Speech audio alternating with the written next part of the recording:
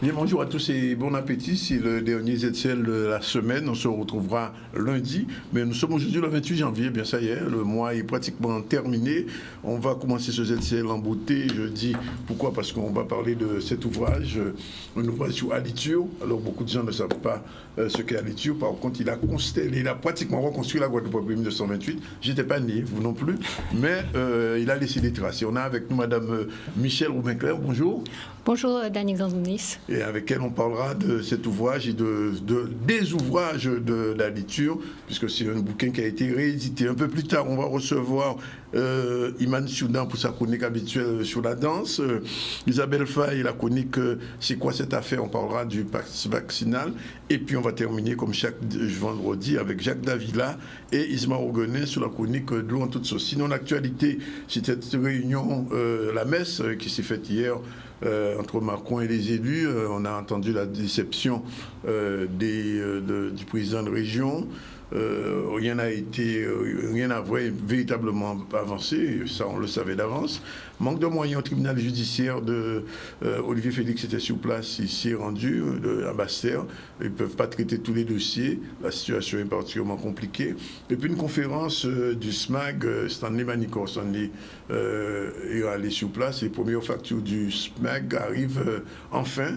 Et puis après 2 ans de fermeture, avis favorable pour l'exploitation du site du Palais des Sports. Il y a eu toute une polémique pour des CD qui ont été laissés à l'encan, comme on dit. On va en parler tout à l'heure. Merci d'être avec nous en direct de Guadeloupe, de Martinique et aussi de France et tous les gens qui nous suivent. En Guadeloupe, il fait 26 degrés ce matin. Je ne sais pas à Paris combien il fait. Alors, je vous disais qu'on va parler de Alitur. Alors, Alitur, c'est un architecte qui a véritablement marqué la Guadeloupe. Et si vous jetez un œil sur les choses magnifiques qui sont faites encore et qui existent encore en Guadeloupe, par exemple le Conseil général de Basse-Terre, le tribunal de Pointe-à-Pitre, etc., vous verrez que cet architecte, il a réellement reconstruit la Guadeloupe. C'était au lendemain du cyclone de 1928. Alors, cet ouvrage qui vient de sortir, réédité et écrit par Michèle Rouben-Clair, je disais à Madame Claire tout à l'heure, c'est un véritable bouquin historique. Oui, parce que ça ne se contente pas, si vous voulez, de parler de Alitur, oui, mais ça peint autour de lui toute son époque, en Guadeloupe et dans le monde, oui, puisque le mouvement Art déco, c'est un mouvement qui était entre 1929 et 1939, en fait, 1929 après la crise de 29, oui, qui était économiquement a cassé tout, et 39 où la guerre a commencé. Donc c'est une période très courte, mais qui a été très riche en architecture et en art. Et je crois que la Guadeloupe n'a pas connu d'histoire architecturale aussi importante. Alors, Alitur a véritablement marqué le paysage architectural de la Guadeloupe et on dira peut-être plus tard, même des jeunes architectes s'en ont inspiré. Mais aujourd'hui, il y a encore beaucoup de traces. Des traces, c'est même pas des traces, des bâtiments. C'est énormément de bâtiments. Parce qu'en fait, il a construit 100 bâtiments. 100 bâtiments 100 bâtiments et quelquefois des clôtures. Combien d'années? En moins de 10 ans? Alors, entre 29, je crois qu'il a débarqué en 29, avec sa Citroën par bateau, oui, et il est parti en 37. Alors il a fait quelques voyages entre temps, mais en 37 il a quitté définitivement la Guadeloupe. Alors il faut dire que la Guadeloupe avait connu une catastrophe extraordinaire, c'était le cyclone de 1928. Les gens qui sont centenaires s'en souviennent encore. Et donc au lendemain de ce terrible catastrophe, la Guadeloupe est complètement dévastée. Oui, elle est complètement dévastée parce que Diligenti, vous savez, c'était un des entreprises de Alitur. Et quand il est venu en Guadeloupe, il est arrivé comme ça, juste après le cyclone, oui, et il avait nul endroit où dormir. Et il a dormi même sur la terrasse d'un café. Oui, oui, il a dormi sur la terrasse d'un café. Oui. Donc la Guadeloupe était complètement démolie. Oui, et particulièrement dans la région Pointe-Trois aussi, je crois que le tribunal a été complètement détruit, les églises et tout cela. Oui, parce que tout était en bois en fait. Oui. Hein. Donc il y a beaucoup d'églises, par exemple l'église de Bémao, toute l'église est partie, oui, mais restait l'hôtel, puisque oui, l'hôtel était en partie en marbre, en partie en maçonnerie. Donc ce qu'a fait Alitur, c'est souvent il a reconstruit sur les sous-bassements qui étaient restés. Oui. C'est valable pour l'église de Trois-Rivières, l'église de Lamentin, etc. Donc il a gardé souvent les sous-bassements soubassement parce qu'ils étaient en maçonnerie. Alors, autre chose, c'est que Ali Tur s'inspire beaucoup de la climatisation naturelle, je veux dire, parce qu'à l'époque, il n'y avait pas encore de clim, et donc la ventilation est l'un des signes particuliers de son architecture. Oui, alors ce sont des claustras en partie haute qui sont soit juste des simples claustras comme des persiennes. Mais bien orientés. Bien orienté, oui, traversant surtout, en entrée et une sortie. Et dans les églises, c'est plus intéressant encore parce que quelquefois, ce sont juste des claustras qui permettent de faire circuler l'air, donc c'est ajouré. Et quelquefois, il met dedans des petits morceaux de verre de 4 couleurs, rouge, bleu, jaune, vert, et ça fait des vitraux magnifiques. Oui. Quand vous rentrez dans l'église du Lamentin, dans l'église de Trois-Rivières, ou dans l'église de Bémont, vous avez des vitraux absolument magnifiques avec très peu de moyens. Alors, il faut dire, on va le voir dans les images, que beaucoup de constructions sont encore en bon état. Plus de combien ça fait déjà. Alors, il y avait une centaine, et oui, plus de 100 ans. Quoi. Enfin, bientôt, il y aura un siècle. Bientôt, il y aura un siècle. Il y aura un siècle, et ces bâtiments sont en bon état. Alors, bon, je suis Bassiré, je passe tous les jours pratiquement devant le Conseil général de Basse-Terre, mais c'est un vrai palais. C'est le palais du Conseil général. Même mieux que le palais du gouverneur d'ailleurs. Même mieux, oui. J'ai pas compris l'explication. Pourquoi il réussit à faire un conseil général, enfin à l'époque c'est un conseil colonial, ça s'appelait, je crois. Non, ça a toujours été le conseil général parce qu'il y avait déjà des députés. Oui. Il y avait déjà des députés comme Gratien Candace, etc. Il y avait déjà des députés. Oui. Et il fait un bâtiment qui est magnifique. Parce qu'il a profité du site. Si vous voulez, il y a un site qui est magnifique puisque c'est une petite colline en fait. Oui. Il a profité du site. Oui. Et par contre, le conseil du gouvernement, enfin le palais du gouvernement, c'est une reconstruction. Parce qu'il a brûlé en 1905. Donc c'est pas pareil. Il est parti sur une base pareille. Il a gardé la base. Mais par contre, là, il a fait 2-0. Donc il a utilisé la colline. Et j'ai une anecdote justement à propos du Conseil général. C'est parce qu'à l'époque, Ali Tur était assez mal vu, notamment Gratien Candace, etc., par certains. Parce qu'il utilisait l'argent cyclone à reconstruire la Guadeloupe au lieu de distribuer aux gens. Voilà. Donc il était très mal vu. Mais on voyait bien que c'était très beau ce qu'il faisait. Oui. Alors, en fait, le palais de justice, lui, était en train d'être reconstruit, mais le conseil général qui était en bois avait parfaitement résisté. Oui. Alors, ils étaient très embêtés, les députés, parce qu'ils voyaient qu'en face se construisait un magnifique palais de justice, vous savez, avec la courbe, l'escalier splendide, etc. Et bon, on ne sait pas pourquoi. Ce qui s'est passé, une nuit, il a brûlé. Le conseil général a brûlé. Donc, il a fallu le reconstruire. Oui. Voilà. Alors, autre bâtiment aussi important, c'est le palais de justice de Pointe-à-Pitre. Oui, le palais de justice de Pointe-à-Pitre. Alors, lui, il avait été détruit, il était en bois, donc il avait été en partie détruit par le cyclone. Et en fait, vous allez voir là aussi que Ali Tur lui a conservé sa forme. Oui. Il a une forme, c'est exactement, il a reconstruit sur les mêmes soubassements et il a conservé la forme qu'il y avait au départ. Alors, il y a une remarque que vous faites qui m'a fait sourire parce que Ali Tur, il est né en Tunisie. Et le clocher le marché de Basse-Terre, il y a une forme un petit peu arabisante, vous dites.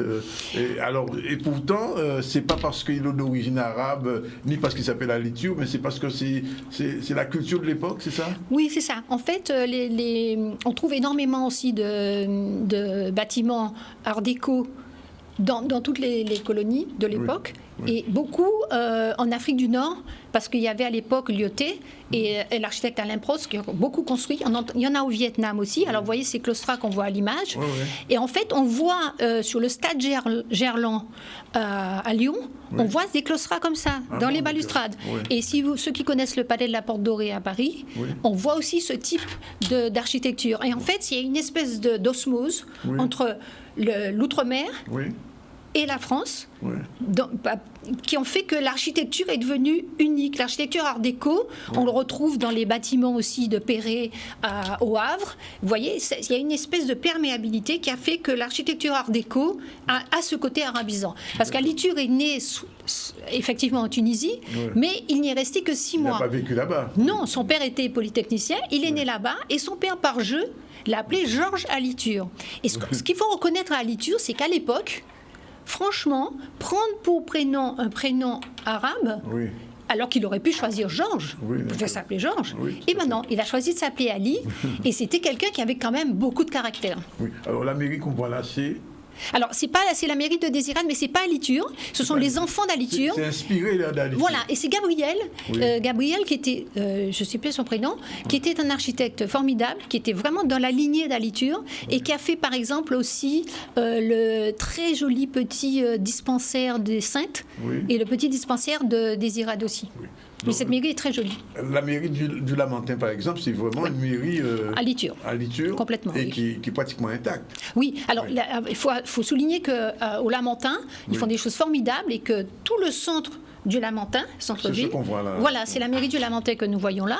Et tout le centre-ville, comme ça, autour de la place qu'a fait Aliture aussi, il y a l'école, il y a l'église, il y a le palais de justice.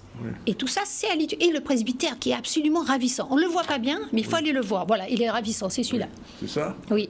Alors, son architecture, c'est une architecture, comment on peut la qualifier? Elle est quoi? Les romano-occidentales? Non, art déco. C'est vraiment art déco. C'est l'art déco. C'est ça, l'art déco. Avec Alors, les colonnes cylindriques. Les colonnes sont romaines quand même. C'est une inspiration. Alors non, la colonne cylindrique, toute simple, oui c'est d'inspiration. Si vous voulez, c'est du néoclassique revu dans la simplicité de l'art déco. C'est-à-dire, on est passé à des formes géométriques. Si vous voulez, au lieu d'avoir... Dans tout ce qui est le classicisme, etc., on a des volutes, vous voyez, mais là, on est revenu à quelque chose de très strict. Oui. Et donc, et puis on remarque aussi que c'est... Ça, c'est la perception de Mondalo. De Mondalo, ses créations sont en largeur, très dimensionnées. C'est-à-dire, c'est jamais très étriqué, c'est plutôt, on sent quand même qu'il se donne... Oui, il y a un côté monumental, si vous voulez. Parce qu'en fait, il a fait quoi? Il a fait des bâtiments gouvernementaux et des bâtiments communaux. Donc, la fonction est importante. Donc, tout est surélevé. Tout est surélevé. On pourrait dire que c'est pour avoir de la monumentalité et pour que ça soit... ça représente le gouvernement. On voit ce clocher-là. Voilà, le clocher, il est ravissant. Il a fait que le clocher, là, aux Abîmes. Hein. Oui. Il ressemble à quelque chose d'autre, un monument de la culture arabe, vraiment celui-là. Ils sont tous arabisants, ces monuments, tous. L'église de Petit-Bourg, c'est incroyable. Une très très jolie église, avec une façade très arabisante. C'est la plus arabisante. Alors, autre chose, c'est qu'il introduit aussi le béton armé. Ben, c'est ça. Oui. Et en fait, non seulement il a introduit le béton armé, parce qu'à l'époque, en école d'architecture, on apprenait à tout faire. Des chimistes, physiciens, etc. Donc, il a introduit le béton armé en Guadeloupe. Il a formé tous les gens, tous les ouvriers au béton armé. Après, le béton armé est resté en Guadeloupe. Voilà. Et si vous voulez, il donnait des petits godets aux gens pour doser le béton. Tant de godets de ciment, tant de godets de sable, tant de godets de gravillon. D'accord. Donc c'était plus qu'un architecte, c'était aussi un technicien. Oui. À l'époque, les études étaient très complètes. Alors, ça a changé maintenant. Autre chose, il s'est inspiré quand même de l'architecture locale, coloniale, qui existait pour pouvoir construire. En fait, ce qu'il a retenu de l'architecture locale, c'est notamment la surélévation, le soubassement. Et c'était pour protéger des bêtes. Des bêtes qui sont dans le sol. Ça, c'est pas seulement monumental, c'est pour protéger. C'est le vide sanitaire, en fait. Il y a tous ces bâtiments, ça. Il a fait de la ventilation, il s'en est inspiré, puisque vous avez... Là, nous sommes alors ça, c'est la mairie de Capesterre. Et la mairie de Capesterre, elle est aussi... elle ressemble pas mal à des monuments qui ont été faits, notamment... Et on voit les claustras, là, vous voyez, qui ont été faits en Afrique du Nord. Il y a des monuments comme ça qui ressemblent... Oui, tout à fait, c'est vrai. Voilà. C'est vrai. Mais alors, comment aujourd'hui, alors je vous pose la question parce que j'ai su que la mairie de Bémaro a disparu. Oui, malheureusement. Oui. Elle a été démolie. Mais je me suis mariée en plus, donc j'étais très triste. À la mairie de Bémaro? Oui. Elle était encore à Aliture? Ah oui. Oui. Et c'est dommage. Oui. C'est dommage. Alors, est-ce que de ce point de vue-là, je vous pose la question parce que vous êtes aussi architecte, les collectivités ont conscience de la valeur architecturale de ce qui existe encore en Guadeloupe? Pas toujours. Il y en a, oui, comme je vous disais, Lamentin, ça c'est sûr, Pointe-à-Pitre, c'est sûr. Il y a beaucoup de communes qui en sont conscientes, mais il y en a d'autres, comme c'est la mairie du Baïf, par exemple, en haut. Elle est désaffectée en ce moment. La mairie du Baïf? Non, ils l'ont agrandi. Ils l'ont agrandi, Malement, j'ai envie de dire. Voilà. Mais surtout en haut, quand vous montez, il y a un clocher ravissant et une chapelle sépulcrale absolument ravissante, mais qui sont en train de se dégrader très vite. Et c'est vraiment dommage parce que c'est un des plus jolis clochers et une des plus jolies chapelles sépulcrales que je connaisse, parce qu'il y en a très peu maintenant. Il en reste très peu. Il reste celle du Lamentin, il reste celle des Abîmes, et celle de Petit-Bourg a été transformée en guichet bancaire du Crédit Agricole.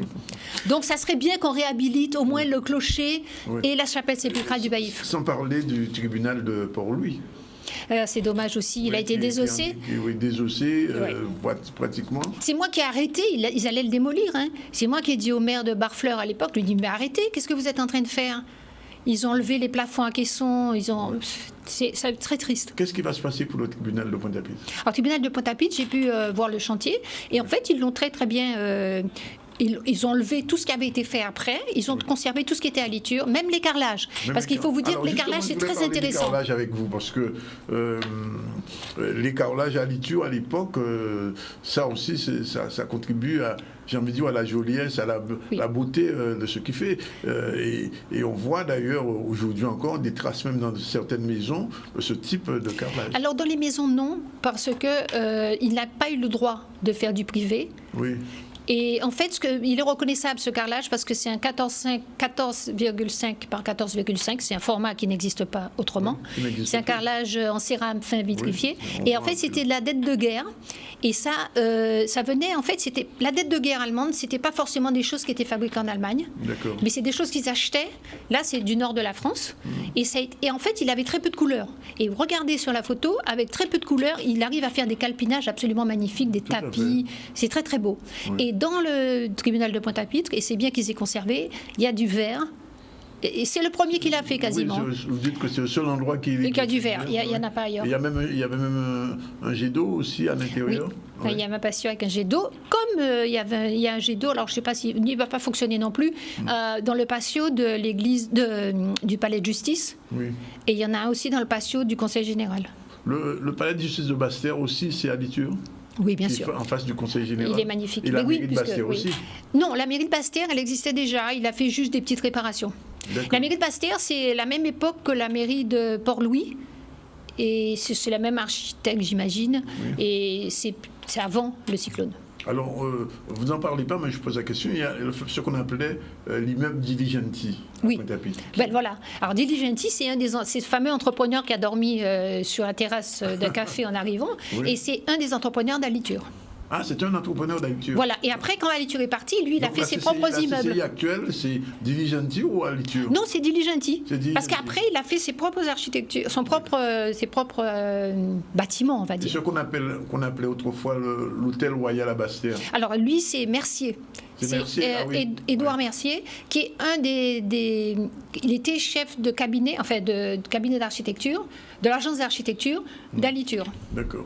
Bon, alors, ça c'est tout le côté positif, mais Aliture, il a une vie très compliquée en Guadeloupe. Non, c'est-à-dire qu'il n'était pas...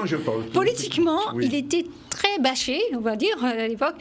Notamment, il y avait la démocratie sociale, je crois, le journal, qui le tapait vraiment. Le journal de Gratien Candace. Voilà, qui était un peu influencé. Et en fait, Gratien Candace, qui était député, ne voulait pas que Aliture dépense l'argent à reconstruire la Guadeloupe, parce qu'il a d'abord reconstruit les bâtiments gouvernementaux et communaux, 25 millions, après tous les bâtiments communaux, avec un prêt du Crédit foncier aux communes, environ 20 millions.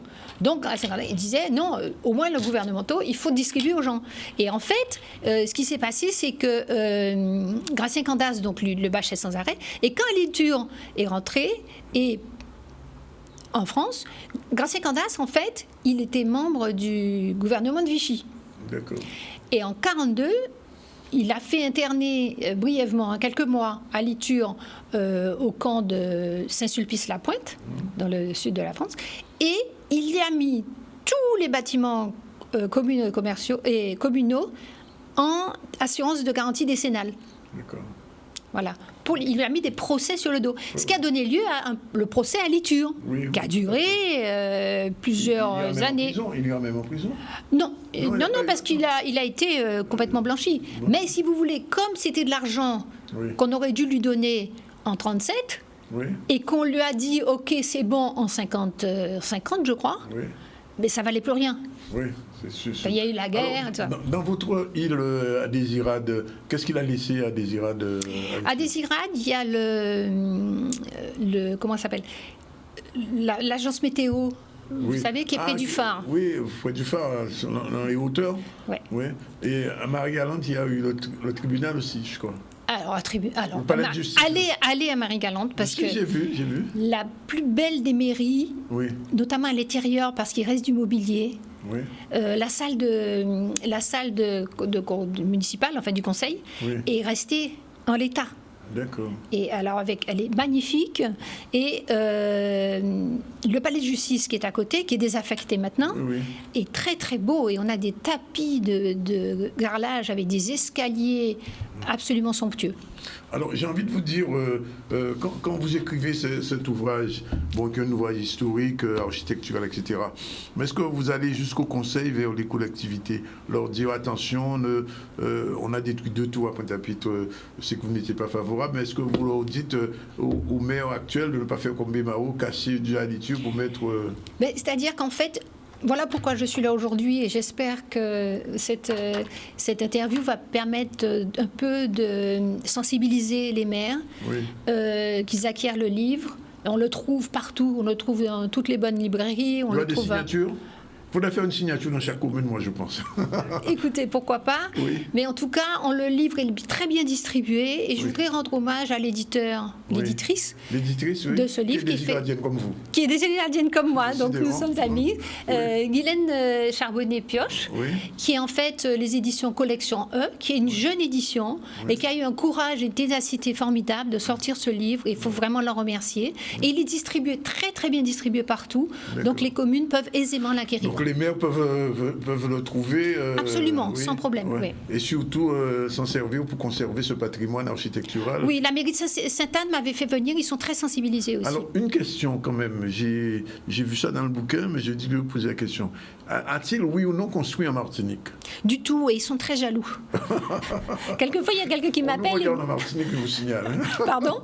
Oui, on nous regarde en Martinique. Mais oui, ils sont très jaloux. Quelquefois, on m'appelle, vous êtes sûr que l'église de je sais pas quoi n'est pas... Non, je suis désolée, mais... Ils sont frustrés d'aller... Mais en plus, le pire, c'est qu'ils avaient fait un projet d'un hôtel qui avait été accepté, qui avait été lauréat, mais ils ont dit non, à Alitur, on n'en veut pas. Ah, ils ne voulaient pas. Bon, mais tant pis pour eux. C'est trop tard. Madame Robin-Clair, merci d'être venue. Probablement, vous reviendrez parce qu'il faudra qu'on parle du patrimoine, pas seulement du patrimoine d'Alitur, mais de son époque et de toutes les... On a rapidement parlé des difficultés politiques, mais aussi de l'après-Alitur, parce que ça, en tant qu'architecte, ça vous a influencé, vous? Beaucoup. Beaucoup. Beaucoup. Quand j'ai fait un petit immeuble qui est en face de l'ancien château d'eau à Pointe-à-Pitre, et j'ai mis des colonnes divisées par 3, parce que c'était sa marque. Tout est divisé par 3, parce que c'est la forme du visage, hein. C'était l'architecture classique à l'époque. Et donc, je me suis inspirée de lui. Et on est tous allés dans une école, on a été baptisés dans une église. M. Galpin, que j'ai connu, m'en avait beaucoup parlé. M. Galpin était spécialisé sur Alitur aussi. C'est un ami, m'en avait beaucoup parlé d'ailleurs. Et un peu avant sa mort, on devait justement en parler. Et Alitur a écrit quelque chose?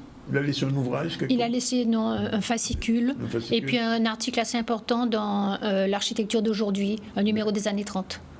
Mais justement, on peut aller encore plus loin maintenant à théoriser son architecture, ce qui n'a jamais été fait. Tout à fait, on le fera. Il ne savait pas parler de lui, en fait. D'accord. Je vous promets qu'il y aura une deuxième émission où on parlera de l'après-Alitur et ce qu'il fait. En tout cas, je conseille à tous nos maires et conseillers généraux régionaux de lire cet ouvrage, de l'avoir et surtout de préserver ça qui est en nous.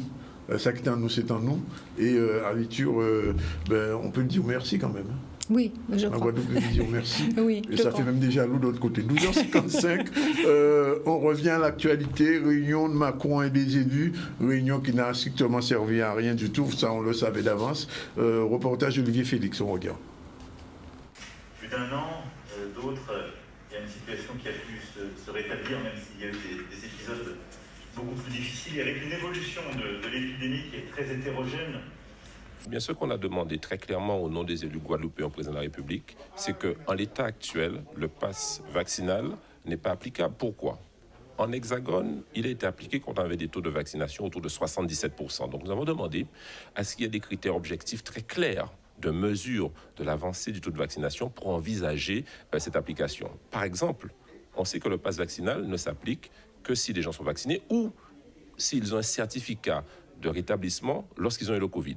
Donc en clair, nous voulons que soit respectée aujourd'hui la volonté majoritaire de la population qui a dit qu'elle ne veut pas encore se faire vacciner. Laissons les choses progresser tranquillement avant d'envisager le pass vaccinal, mais pas tout de suite. Ça, c'est une première position très claire. Nous l'avons dit au préfet, nous le redirons demain et il faudra que nous soyons entendus. Le président a voulu que l'ensemble des territoires d'outre-mer puissent s'exprimer et cela nous a permis de voir que les situations n'étaient pas comparables d'une région à l'autre. Par exemple, ou à Saint-Barthélemy, compte tenu de leur situation, ils n'ont pas les mêmes revendications que nous. Cela nous a permis d'avancer les revendications aujourd'hui. Mais au-delà même de revendications, ce que je pourrais dire, c'est tout un ensemble de mesures que nous avons travaillé, réfléchi ensemble, et ce qu'on souhaite, au-delà de nos engagements, qu'il puisse y avoir des engagements fermes de l'État.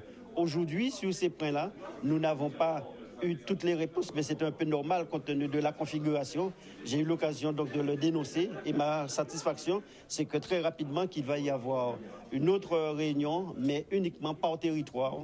Guadeloupe, Martinique, chaque territoire, nous pourrons aborder les différentes questions, aller en profondeur, mais surtout les mesures que nous préconisons pour avoir le complément, au-delà de nos engagements, le complément au niveau de l'État. Aujourd'hui, c'est à peu près 300-400. Si on ramène ça à la population hexagonale, c'est 65 000 personnes qui pourraient être licenciées. Nous n'en voulons pas.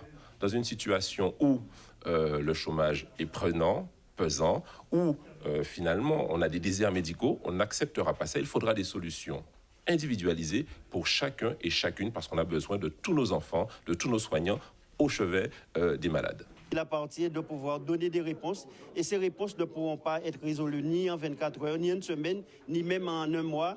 Et c'est en ce sens qu'il est nécessaire qu'il puisse y avoir cette coordination, cette solidarité au niveau donc, des élus, mais que les choses puissent se traduire concrètement au niveau donc, des différents budgets, qu'il s'agisse de la région, du département et des communes. Il nous a été répondu que premièrement, il y aura, parce qu'en 2 heures pour ce territoire, c'est quasiment impossible d'avoir des réunions et des réponses. Eh bien, dans 4 à 6 semaines, par territoire, alors que nous avons bien travaillé, que nous avons remis un document circonstancié de 20 pages, eh bien, il faudra qu'on puisse étudier et avoir des réponses dans les 4 à 6 semaines à venir. Bien, on espère ça pour nos élus, mais en tout cas, le président de la République française, il est en campagne électorale pour son élection, sa réélection, puisque il a commencé depuis ce matin.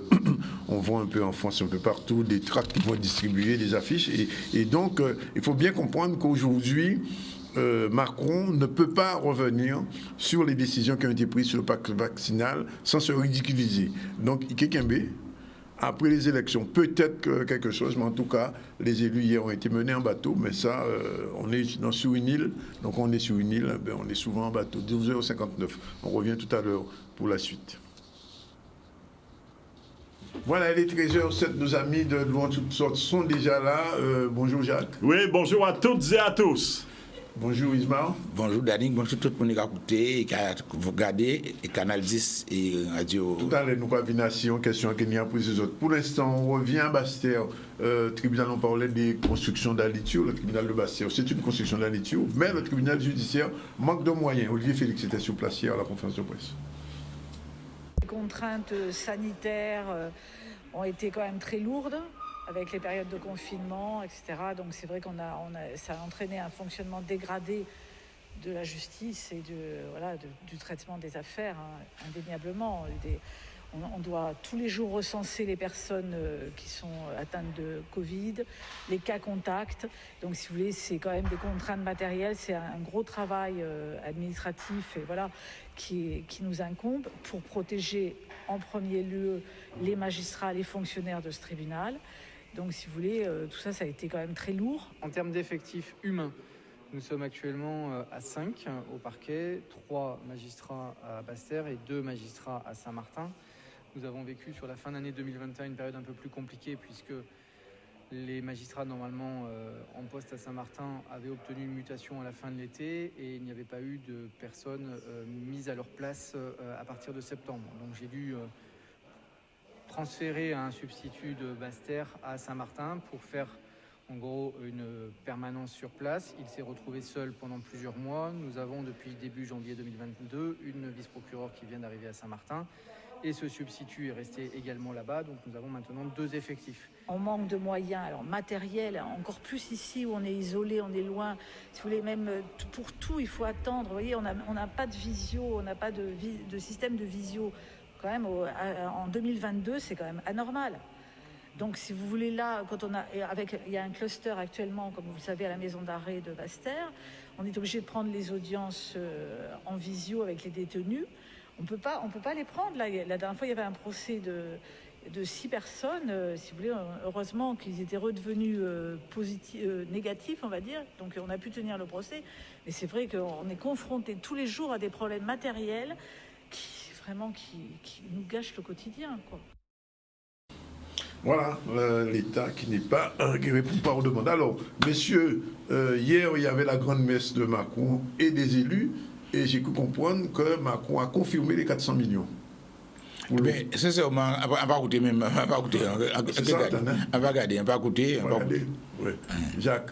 Ben, je n'ai pas non plus écouté pour une raison toute simple, c'est que les prérequis et les préalables qui font que pour avoir droit à un accès financier sous forme d'aide, de subvention ou d'emprunt ne sont toujours pas requis de par le SMGAG. Oui. Donc, connaissant la méthodologie, les procédures financières de l'État, donc ce n'est pas demain la veille que ces 400 millions, s'ils sont inscrits au budget, seront délivrés.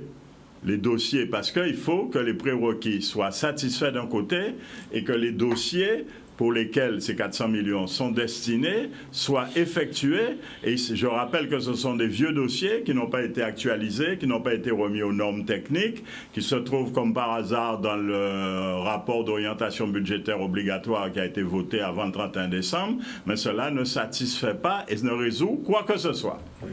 Alors, je vais vous faire regarder avec moi le sujet sur le SMAG et après on va commenter, puisqu'il y avait une conférence de presse hier aussi. Est-ce que le troisième sujet, conférence du SMAG avec Stanley Manicourt.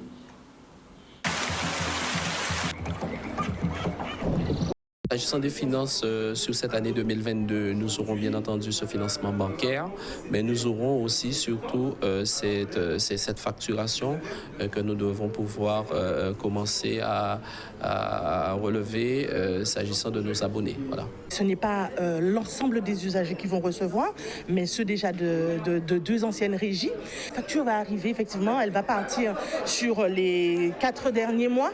On va effectivement, aujourd'hui aussi, il est important de préciser à la population que ce n'est pas le service des impôts qui va envoyer les factures, c'est bien le SMGEAG qui va traiter aussi tout ce qui sera contentieux. Ça va se passer au niveau de la structure, donc je pense que ça peut être une information qui peut rassurer la population. Voilà, donc après, les autres usagers recevront progressivement leurs factures, mais bien entendu, nous sommes parfaitement conscients du décalage, donc effectivement, nous allons agir humainement. Et le moment venu, nous prendrons des dispositions pour aider aussi les consommateurs à pouvoir honorer leurs obligations. Nous faisons un appel aux anciens opérateurs de manière à ce qu'ils puissent, avec ces abonnés, porter des réponses, trouver ensemble des solutions.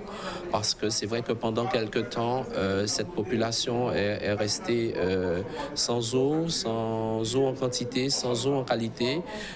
Aujourd'hui, demande à être entendue et c'est vrai que c'est une question importante sur laquelle il faudra porter ensemble des réponses. Les anciens opérateurs sont en phase de liquidation, donc sur d'anciennes factures. Aujourd'hui, nous partons au niveau du SMGEAG, comme on l'a indiqué, tous les compteurs ont été relevés. Les 176 000 compteurs ont été relevés. Donc, il n'y a pas de crainte à avoir, effectivement, que les dysfonctionnements passés puissent se retrouver sur les factures. À mon niveau, je pense que la préfiguration aurait pu aller plus loin dans ces investigations. Trop de chantiers étaient inachevés. Le chantier administratif des collaborateurs, le chantier informatique, la facturation, le financement. Je pense que oui, voilà, qu'il y a eu quelques manquements.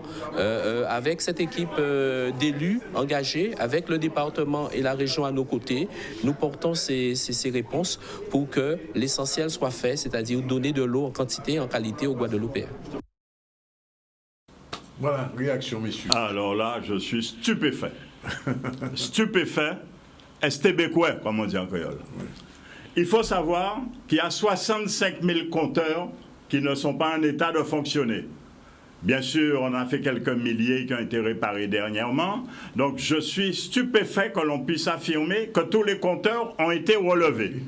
Donc, ça veut dire qu'entre le 31 décembre et maintenant, alors qu'on a relevé tous les compteurs, il y a plus de 100 et quelques milliers d'abonnés, il y a des tas de dysfonctionnements qui sont d'irrégularités et de manquements, qui sont héritiers, donc qui font partie de ce qu'on appelle le transfert à compter du 1er septembre, qui n'est toujours pas résolu jusqu'à ce jour. Le problème n'est pas de jeter de l'huile sur le feu, le problème est de faire l'état des lieux calmement, sans passion, avec rigueur et professionnellement. Vous avez ce qu'on appelle leur PGD, la protection des données, qui n'a pas été transmise de manière réglementaire, les factures arrêtées au 31 août ou les ASAP, autorisation simplifiée d'action de prélèvement, qui n'est pas une facture, même si elle porte la mention facture de sol, ou les factures des régies Renault qui ne sont qu'un accessible ou un établissement du SIAG qui est dans une pseudo-liquidation, qui, elle, porte facture d'arrêt de pompe, ne sont pas conformes à la réglementation. Et si bien qu'il faut savoir que les élus qui étaient ordonnateurs, ce sont les mêmes qui se retrouvent par parti politique ou autres collègues ou eux-mêmes dans le conseil d'administration du Sahel-Medjal. Donc, je ne peux pas dire ça. Et le personnel, dans son intégralité, il est le même avec ses habitudes et pratiques qui ont été transférées. Donc, aujourd'hui, il est facile de dire, n'ayant pas participé, je n'étais pas à la préfiguration.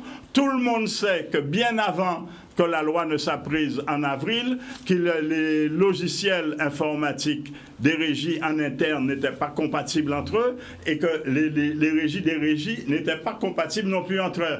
Donc quand on fait une fusion, il faut que tout soit compatible. Jusqu'à maintenant, ce n'est pas résolu parce que refaire de l'informatique, c'est de la remise à niveau des personnels, des agents, créer de nouvelles équipes, une nouvelle politique qui n'est toujours pas votée. Donc il est facile de venir dire, ça ne veut pas dire que je leur jette la pierre, c'est un constat. Il faut dire à l'usager la vérité, qu'il sache à quoi s'attendre, parce que la facturation du SMGAG, qui ne sera pas régulière, qui pourrait être contestable, qui va ouvrir des contentieux devant le tribunal administratif et autres, sans compter tous les ressentis, préventions et préjugés anciennes, va s'ajouter à tous les contentieux qui existent en ce moment, qui sont en cours, et à toutes les dérives et dérapages possibles, de par le mécontentement des usagers qui reçoivent une foultitude, une avalanche de lettres de relance, de menaces, de mise en demeure, d'avis à tiers détenteurs, sur des factures qui datent du 31 août, alors que celle-ci est en retard par les ordonnateurs et ont fait l'objet d'une grève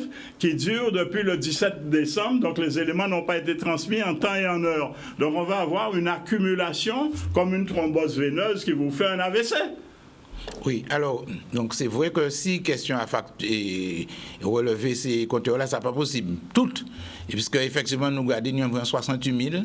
Nous avons un plan pluriannuel pour remplacer les compteurs de 17 000. Parce que nous avons une expérience qui fait depuis Suez, il faut ça, il fait. Mais il faut nous reconnaître quand même qu'au niveau à il y a la SMGAG, c'est non haï, pas la place max, c'est SMGAG. Bien aimé, non haï. Donc, au Constantin, nous avons volonté de sortir dans les pratiques là, en cas de président là, c'est en réalité. Parce que les anciens opérateurs, là, c'est une catastrophe. Hein. Et ils ont profité du fait que les usagers ne peuvent pas bien connaître les textes pour faire une autre activité. Parce que nous ne suivons des affaires actuellement là. Parce que, par exemple, des gens ont commandé des sommes impossibles, notamment la SOR. Et ça qui est grave. Et en cas parce que le syndicat là paye fait bien là. Les usagers n'ont pas de problème. Vous voyez une facture, ils font une réclamation, on ne peut pas répondre. C'est ça le problème là. Et encore quoi, c'est. Comment non? Usagers là, ils n'ont pas de problème. Vous voyez, vous dites, il y a 1900. Il parle comme il y a des, il y a 1900. Vous voyez, ces agents-là, qui ont gardé, vous ne pas ni fuite après compteur. Et quand même, ils sont incapables d'expliquer les factures là. Donc, oui, c'est ça, nous voulons sortir d'un. Et encore, c'est très important de comprendre que, oui, c'est vrai que nous avons un parc de compteurs qui n'est pas bon. Mais c'est qui mon irresponsable, pas syndicat là. Le problème là, on a posé là, il n'y a pas qu'à rien demander compte.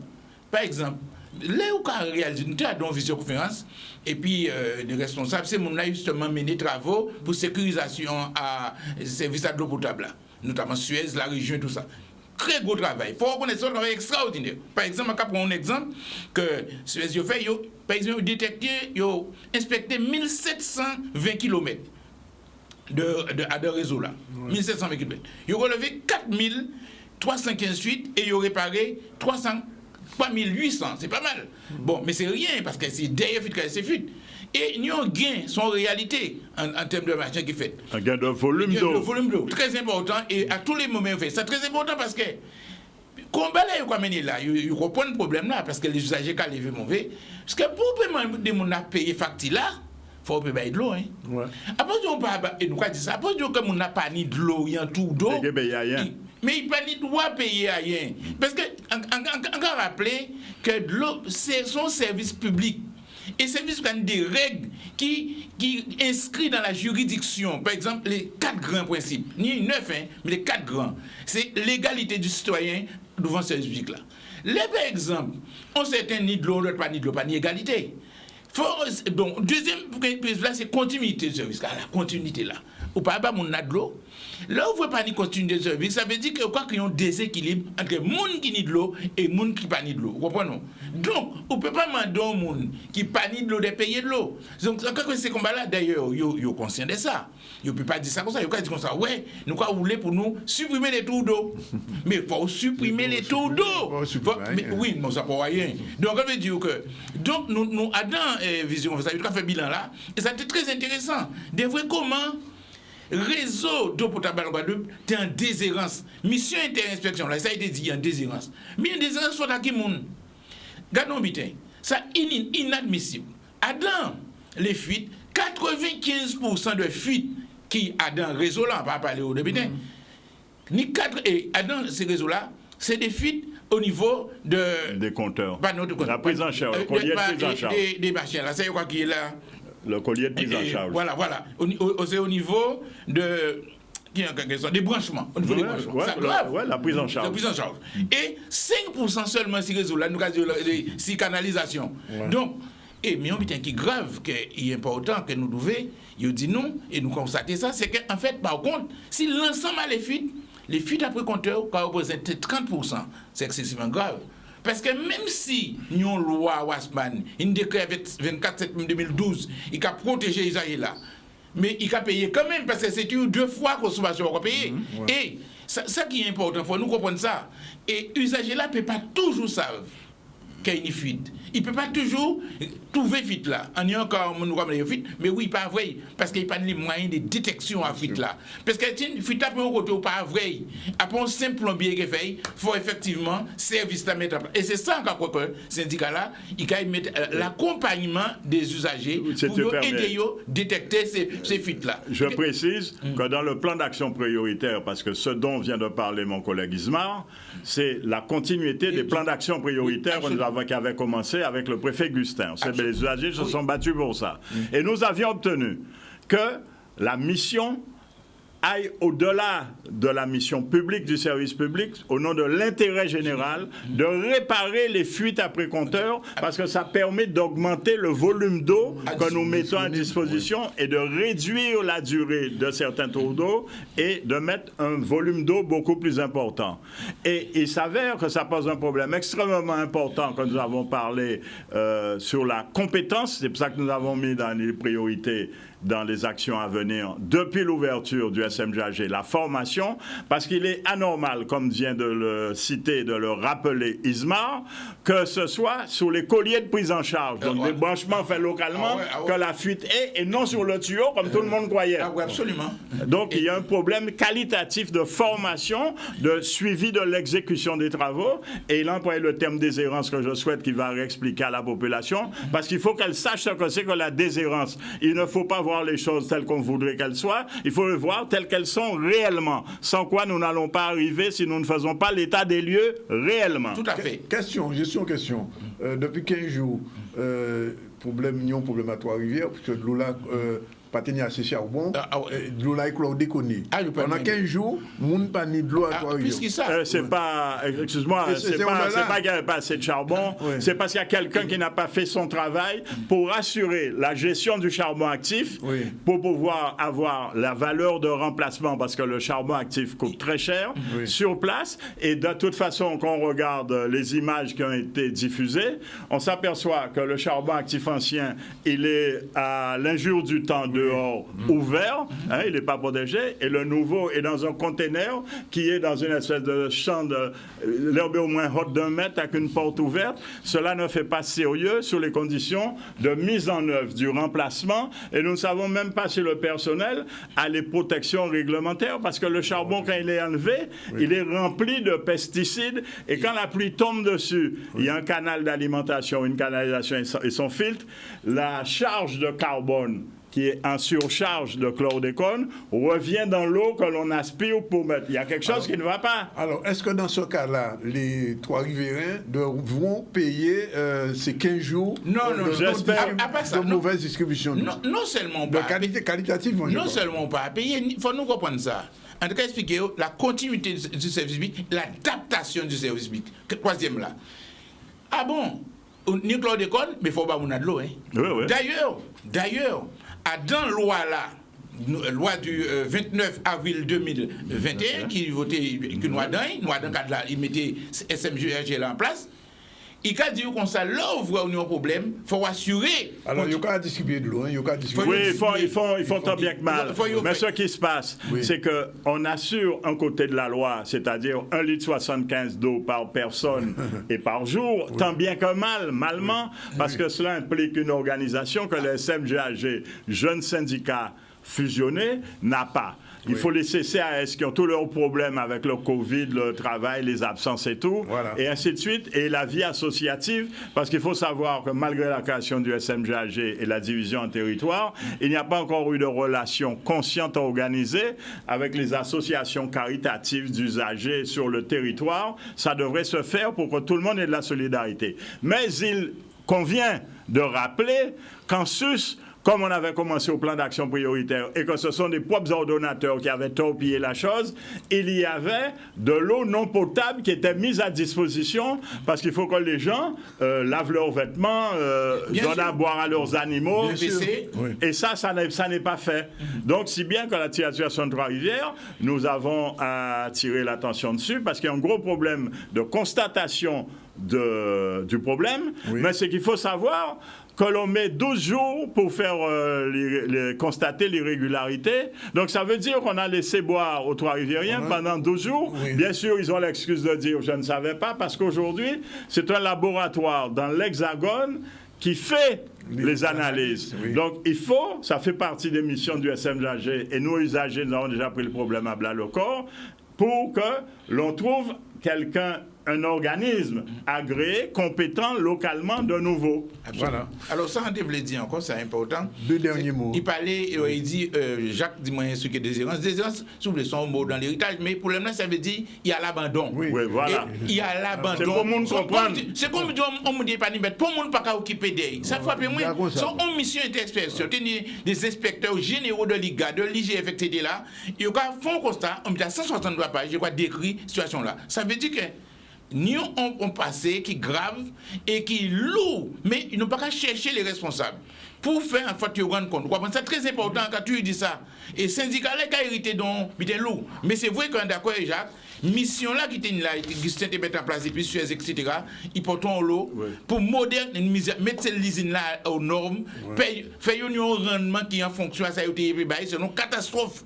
C'est on habite à l'abandon. Tous ces 5 usines là qui ont de l'eau là, et bien ils ont automatisé ça. Ils n'ont pas qu'habiter qui a fait, il faut faire des manuels. Non, des modernes qui sont en place. Et c'est ça qui fait qu'ils nous peignent une amélioration.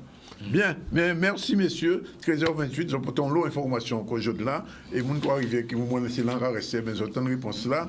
Même si vous nous des petites bouteilles de l'eau, ça peut répondre réellement. C'est mieux qu'il y ait un progrès. Il y a un progrès. 13h28, on va retrouver dans un instant Iman et notre juriste du vendredi. Je vais parler de Madame Isabelle Faye dans un instant. Pause. Voilà, il est 13h34, c'est l'heure des chroniqueuses du vendredi. Iman, bonjour. Bonjour, Ça va? Danick, très bien, merci. On en parle tout à l'heure. Bonjour, Madame Faye, ça va? Bonjour, Danick, très bien. Tout va Aussi, bien? également, oui. Bon. Un vendredi comme tous les autres. Un vendredi comme tous les vendredis, avant samedi. C'est parti pour la chronique avec le générique. C'est quoi cette affaire encore?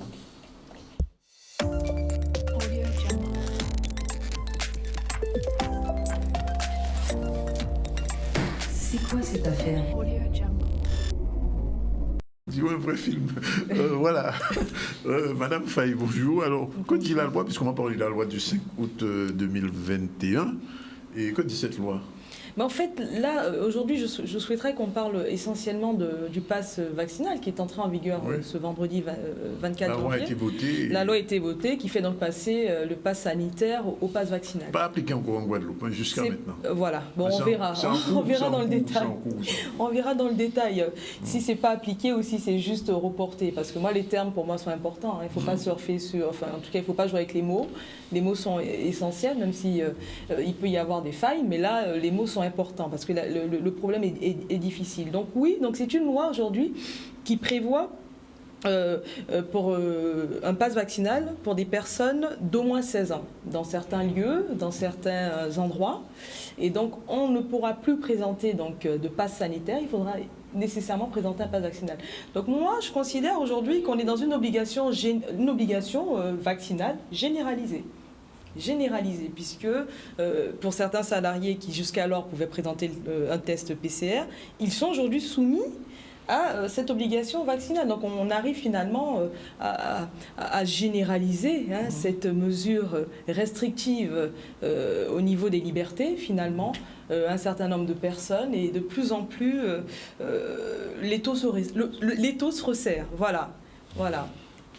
Mais alors, que dit le défenseur des droits à ce propos? La défenseur des droits a été très inquiète de l'application de ce pass vaccinal. Et d'ailleurs, dans un avis qui a été publié, elle alerte le gouvernement sur cette obligation vaccinale déguisée, comme je le disais, et surtout sur un certain rétrécissement progressif des libertés. Parce que tout le problème repose dans le fait, aujourd'hui, qu'on est de plus en plus restreint dans la possibilité, en tout cas, de pouvoir exercer des activités, même si aujourd'hui, chacun s'adapte. Mais ces libertés... Je ne peux plus aller au MAC, je ne peux plus aller à l'Archipel, je ne peux plus aller au cinéma. Voilà. La semaine prochaine, sur le Black Month Cinéma Festival, je ne peux pas y aller. C'est quoi ça? Non, mais c'est-à-dire que... C'est quoi cette affaire? C'est une affaire qui... Parce que finalement, avant, on avait le pass sanitaire. On trouvait que c'était très restrictif au niveau de nos libertés. Ouais. Mais on ne se rend pas compte. Mais ce pass vaccinal, lui, il a fini d'achever la possibilité d'avoir encore aujourd'hui, même le terme liberté, de pouvoir le prononcer. Parce que même prononcer liberté, je pense qu'aujourd'hui, on pourrait être taxé finalement de complotiste. C'est le terme appliqué. Oui. Bon, écoutez, moi, je ne suis pas complotiste, mais par contre, je vais rester pas dans la passion. De la liberté du citoyen. Je suis peut-être pas garante, parce que là, ce serait présomptueux de ma part. Je ne suis pas garante, mais je suis en tout cas, j'ai le souci de l'être humain de manière générale, encore plus singulièrement en Guadeloupe, mais de manière, et à Marie-Galante encore plus. Ah oui, mais je suis quand même soucieuse des lois qui sont votées et qui finalement sanctionnent toute une société et qui... Pour laquelle aujourd'hui on n'a pas de solution. Mais on va y arriver, parce que je pense qu'aujourd'hui, le dernier mot sera le mot qui sera adressé finalement à ce gouvernement. Au gouvernement qu'on respecte, moi je le respecte avec... franchement, je considère que la crise sanitaire est gérée comme il faut qu'elle soit gérée. Par contre, on a des problèmes au niveau de l'application de cette loi. Et on le verra, on va le voir progressivement. On n'a pas beaucoup de temps, mais on fera le point de vue. Quand même pour les mineurs. Oui. Là, c'est une grosse difficulté, parce que finalement, c'était pour les mineurs de 12 ans, et puis finalement, ils sont arrivés à 16 ans, grâce à un amendement du parti, un amendement socialiste. Oui. Donc, on a toute... C'est pas Mathias. Comment? C'est pas Mathias. Hein. Non, c'est pas Mathias. Et puis ça aurait pu être lui, hein, finalement, parce qu'il y a un amendement quand même de Justine Bénin. Oui, je sais. Mais bon, il va quand même faire des efforts à un certain niveau, puisque il y a un amendement quand même qui permet aujourd'hui que la loi soit reportée, parce qu'attention au terme, la loi n'est pas aménagée, la loi n'est pas adaptée. Aujourd'hui, le préfet est en train de recevoir des gens, des politiques, savoir un peu comment ils vont aménager l'intrusion, j'ai envie de dire, du pass vaccinal en Guadeloupe. Donc c'est dire que c'est pas du tout à l'échelle du reporté, parce qu'hier il y avait une réunion avec le président de la République française, et à aucun moment il a été question de report. Non, et puis de toutes les façons, cette réunion finalement nous a apporté aucune réponse, parce que là aujourd'hui on attend des réponses, hein.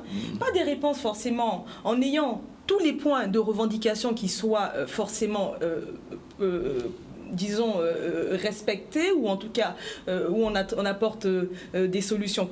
Il faut qu'on passe à un élément qui est très important, mais je pense que c'est le dernier élément, hein, sur, écoutez, sur les moyens, les solutions, parce que là c'est quand même important. Oui. C'est très important. Voilà. Aujourd'hui, c'est très simple. On a des salariés qui sont suspendus depuis 3 mois. Même 4 maintenant. Maintenant 4 mois. La relation contractuelle, elle continue à s'exécuter, on est d'accord. L'employeur, le salarié, donc sont dans cette relation contractuelle qui continue à s'exécuter. En droit du travail, il y a une possibilité de rompre le contrat de travail, pas de le suspendre, pas de manière illimitée, mais de le rompre. Le rompre de quelle manière? Soit à l'initiative de l'employeur, par le biais du licenciement, soit à l'initiative du salarié, par la démission, ou alors par la prise d'acte. Mais la démission, aujourd'hui, grâce à M. Macron, qui nous a sorti une réforme il n'y a pas très longtemps, en 2017, qui aujourd'hui, justement, même dans le cas d'une démission, le salarié peut bénéficier de ce qu'on appelle les allocations chômage, dans des conditions... Ils n'en ont pas.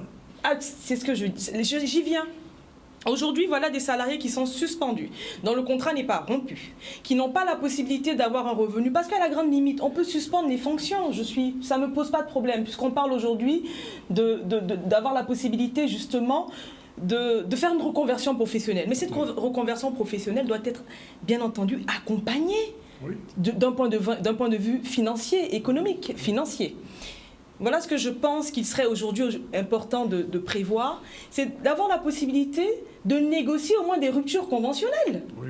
C'est quoi une rupture conventionnelle? Une rupture conventionnelle, c'est un accord qui est pris entre un salarié et un employeur sur la rupture du contrat. Oui. Mais quel est l'avantage de cette rupture? Il y a plein de soignants aujourd'hui qui souhaitent faire cette reconversion professionnelle, mais ils n'ont pas les revenus qu'il faut. Donc accompagnons-les.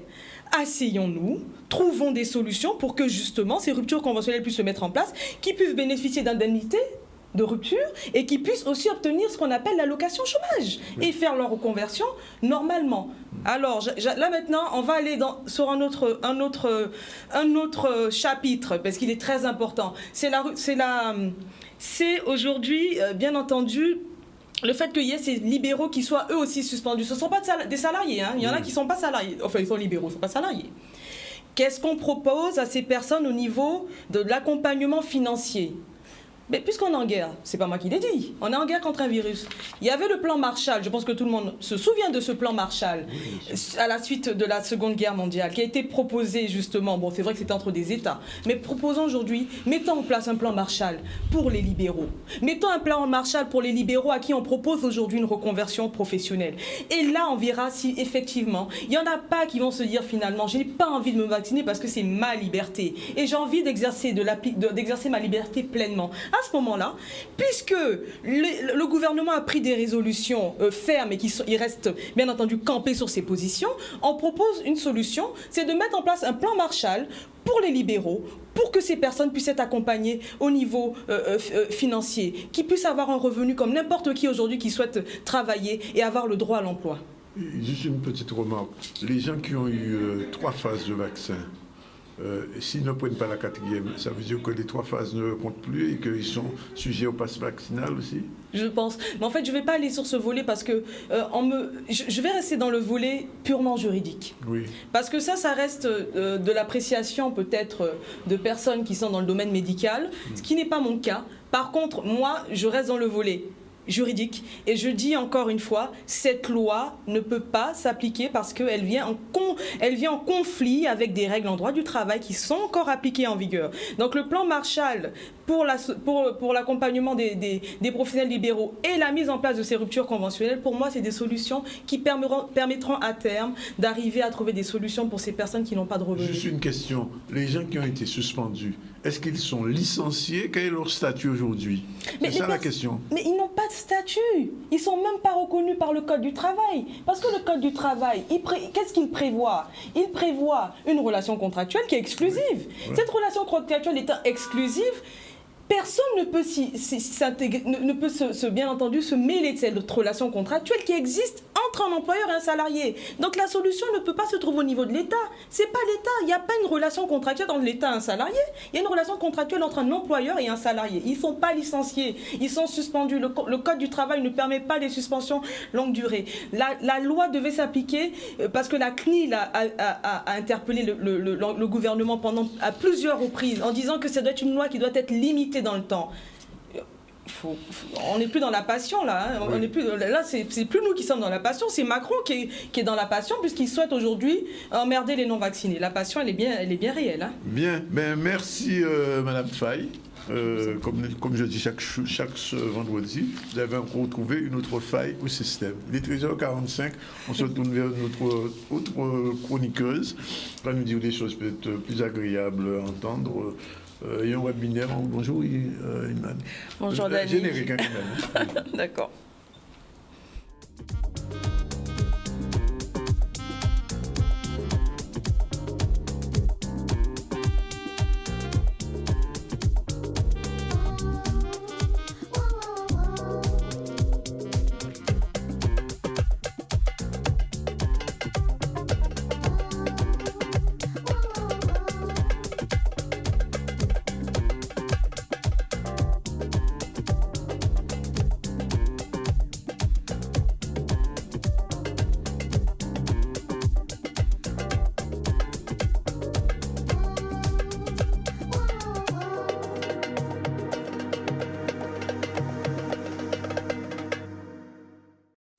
Voilà, l'Iman Show qui va commencer.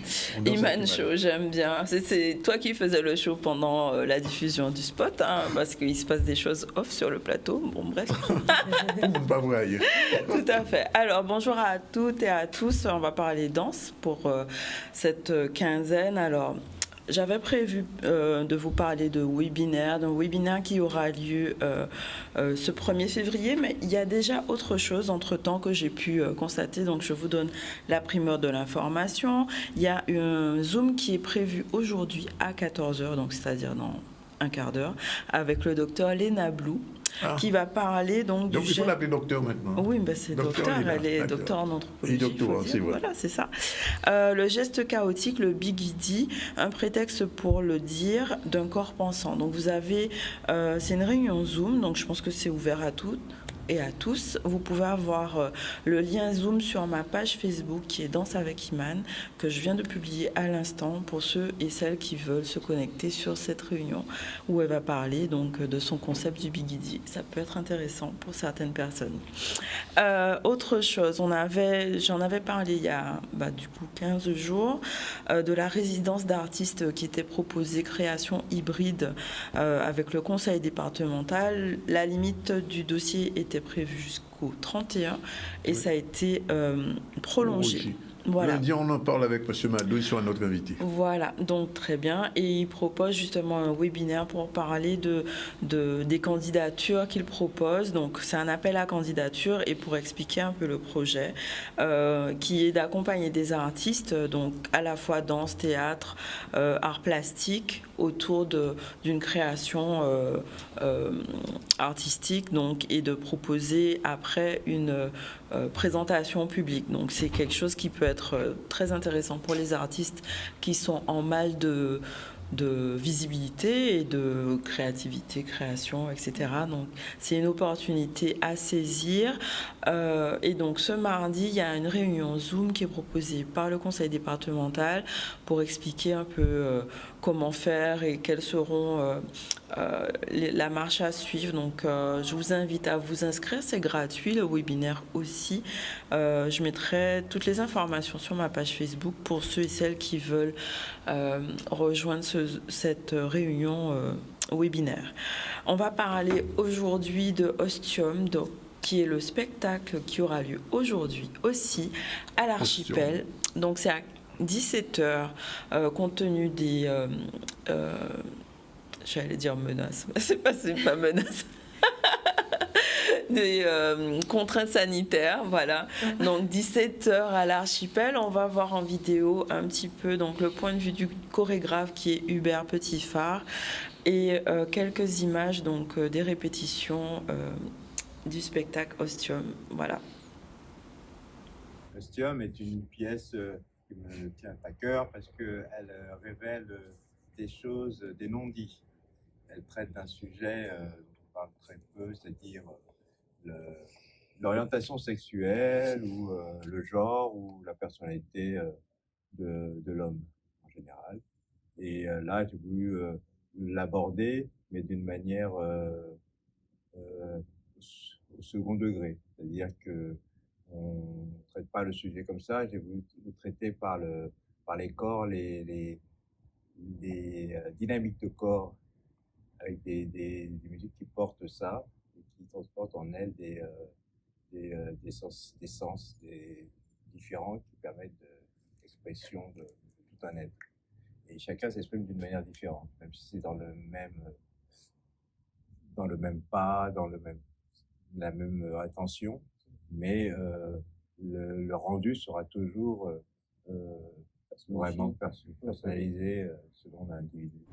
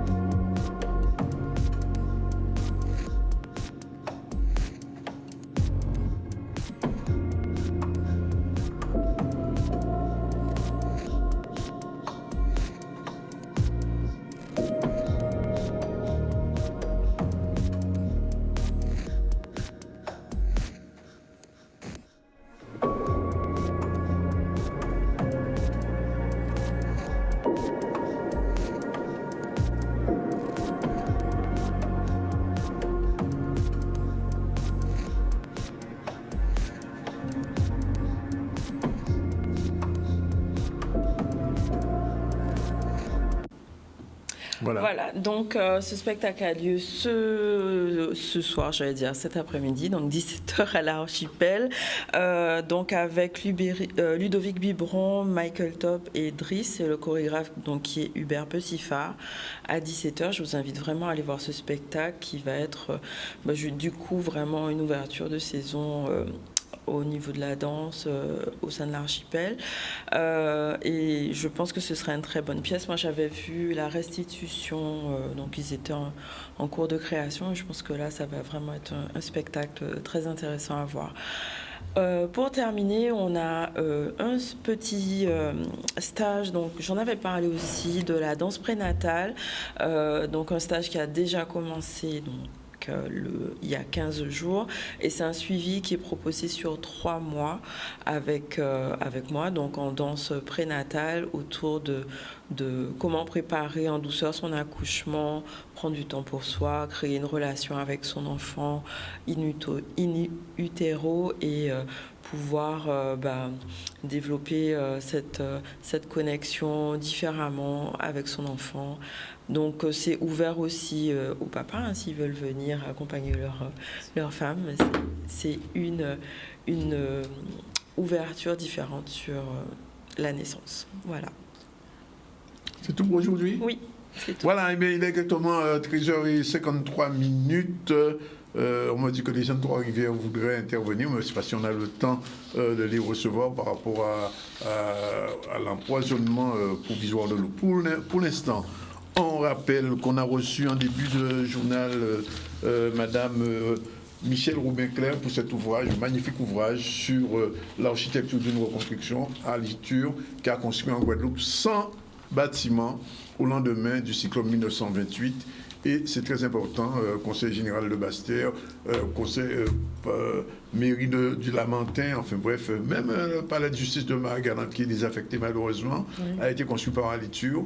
Et je signale que la mairie de Bémao a été rasée par Chamougon pour mettre un bâtiment neuf, alors que c'est Alitur qui fait ça. Bon, enfin bref, c'est un ouvrage à lire et à relire et à conserver, parce que du point de vue historique, c'est un ouvrage important. Ensuite, nous avons reçu, bien sûr, de l'eau en toute sauce avec Ismar et Jacques qui ont parlé justement de ce qui se passe à Trois-Rivières en ce moment, de l'eau empoisonnée, c'est chlordécone qui a dingue, il y aura des petits paquets de l'eau, mais est suffisant pour les tâches quotidiennes, ça c'est la question. Isabelle Faye, chronique, c'est quoi cette affaire? Donc on a parlé, Isabelle? Ben, on a parlé du pass vaccinal. Du pass vaccinal. Il faut faire attention de ne plus se tromper sur le terme. Les interdictions. Avec Iman, on a fait le point sur ce qui se passe dans un instant, dans 5 minutes, avec Dr Blou. Dr Elena Blou, oui. Voilà.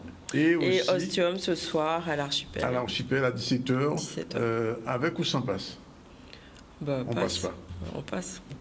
On ne sait pas encore. En tout cas, je suis sur l'actualité. L'actualité, c'était la réunion Macron, réunion qui n'a servi à rien du tout. Avec les élus, ils ont dit, ouais, Macron dit qu'il mais enfin, pour l'instant, nous pas avoir rien. Manque de moyens au tribunal judiciaire. On a vu la présidente du tribunal expliquer qu'ils n'ont même pas de visio dans ce tribunal de Basse-Terre qui a été fait par Alitur. Pour l'instant, il n'est pas aux normes du jour. Ensuite, la conférence du SMAC, justement, SMIAG, pour expliquer que les premières factures seront bientôt en route. Et nos deux confrères de l'eau en toute sorte sont démontés.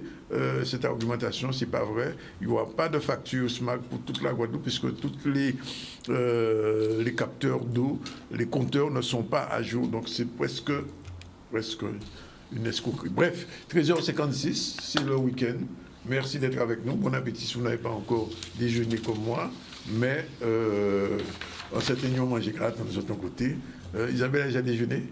Non, pas encore. Pas encore. Et Iman? Pas encore. Non plus? Pas encore. Bon, mais je vous invite à déjeuner. Voilà. C'est fini pour aujourd'hui. La réalisation est assurée par Yann. Et puis on se retrouve lundi pour la suite de nos aventures dans le ZCL News que vous connaissez, que vous appréciez. À plus tard.